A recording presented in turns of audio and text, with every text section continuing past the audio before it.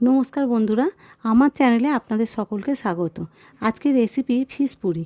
প্রথমে মাছগুলো ভালো করে ধুয়ে লবণ ও লেবুর রস মাখিয়ে নেব। কড়াইতে জল দিয়ে মাছগুলোকে ভালো করে সেদ্ধ করে নেব। সেদ্ধ হয়ে গেলে মাছগুলোর ওপর থেকে ছাল ও কাঁটাগুলো বাদ দিয়ে মাছের সাদা অংশ রেখে দেব।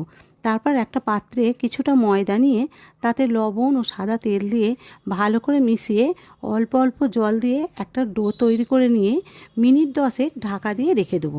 তারপর আগে আমি একটা আলু সেদ্ধ করে রেখেছিলাম, সেটা একটা গ্রেটারের সাহায্যে গ্রেট করে নিয়েছি।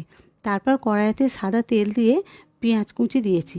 পেঁয়াজ কুচিটা একটু লাল লাল হলে তাতে আদা বাটা, রসুন বাটা, জিরে গুঁড়ো, ধনে গুঁড়ো, লঙ্কা গুঁড়ো, হলুদ গুঁড়ো, সামান্য চিনি দিয়ে একটু নাড়াচাড়া করে সেদ্ধ করে রাখা মাছটা দিয়ে খুব ভালো করে কষে নেব।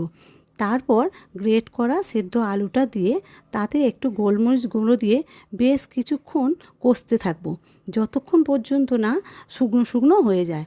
তারপর ওটা একটা পাত্রে তুলে রেখে দেব। এদিকে আমি যে ময়দাটা মেখে রেখেছিলাম, 10 মিনিট ঢাকা দিয়ে রেখে দিয়েছিলাম, খুলে দেখছি কি সফট হয়ে গেছে দেখুন। তা থেকে একটা একটা করে লেচি কেটে নেব। হাতের সাহায্যে লেচিগুলো গোল গোল করে নিয়ে তাতে ভালো করে পুর ভরে দেব। তারপর লুচির মতো করে খুব হালকাভাবে বেলে নেব, কিন্তু খেয়াল রাখতে হবে যেন ভেতর থেকে পুরটা বেরিয়ে না যায়। তারপর কড়াইতে সাদা তেল দিয়ে ভালো করে লাল লাল করে ভেজে তুলে নেব।